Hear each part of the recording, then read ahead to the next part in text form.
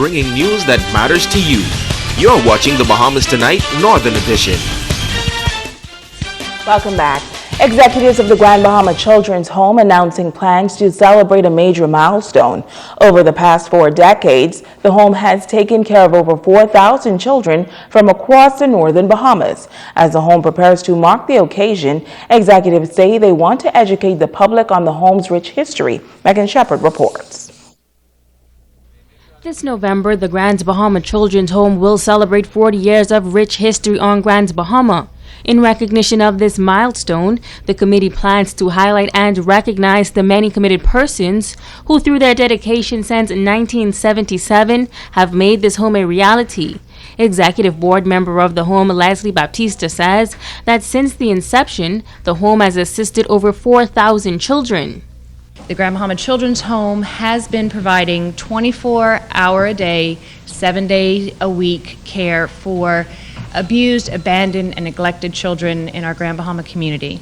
And it's amazing to me that we are talking about 40 years of doing that in so many different ways with incredibly limited resources, but we have helped thousands of children by providing a safe haven. Co-chair of the Anniversary Committee, Senator the Honorable Catherine Forbes Smith, adding that as the committee looks back to recognize the major contributions of the founders of the home, committee members are also looking to ways to make the home a much better place for the future. We have done a lot about finding a home for kids, but over the next 40 years we want to talk about how do we benefit and how do they benefit and what services do we now provide 40 years into the future for these kids.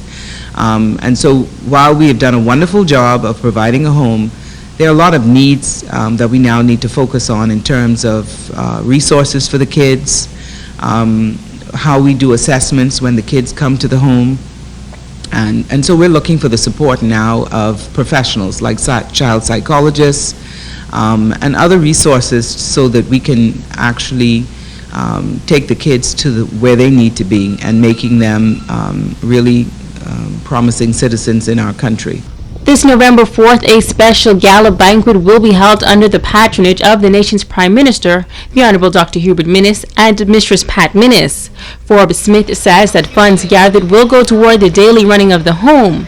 Another key aspect to making the home a comfortable place is loving interactions from volunteers. One of the things we're pleased about is not only do we get support from the corporate community, but there are individuals who come and support the home as well. And we'd like to see more of that, where individuals, just regular people who know what it is to feed 28 children, 3 meals a day, 2 snacks, provide for their, getting them ready for school in September, making sure that their medical needs are attended to, clothing that you can well imagine that you need for summer and winter for the kids.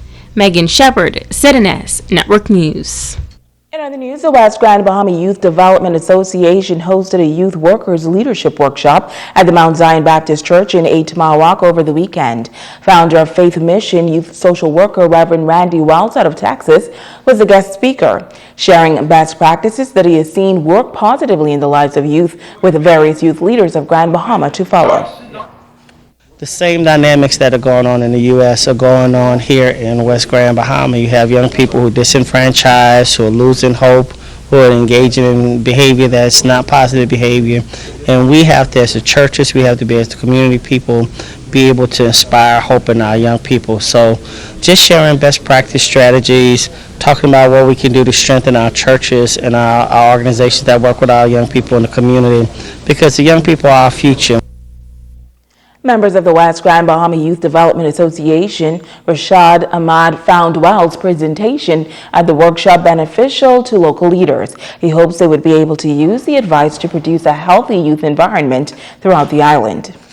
I think Mr. Wells, coming from Houston, brought a lot of initiatives and ideas that we were thinking about, but really put a practical sense of understanding to us, those who attended the workshop today.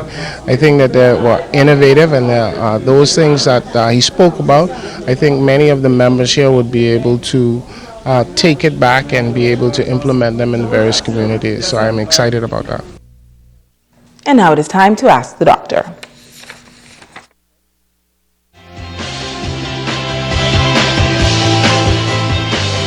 Welcome to Ask the Doctor.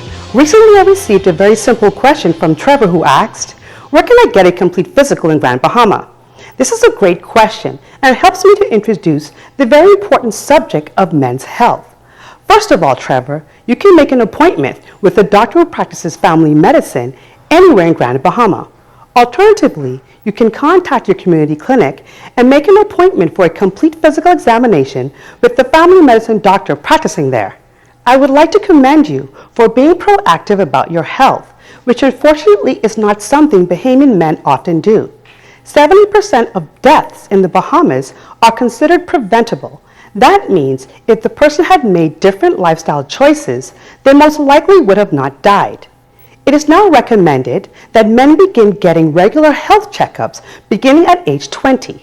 This may not seem like a big deal, but it is one of those basic building blocks of a healthy life, along with regular exercise and healthy eating habits. Your yearly exam should include cholesterol and blood sugar levels, a blood pressure check, weight and body mass index, as well as providing guidance on healthy lifestyle choices. I'm Dr. Monique Pratt, and this has been Ask the Doctor. We've got a live one as a check on sports when we come back.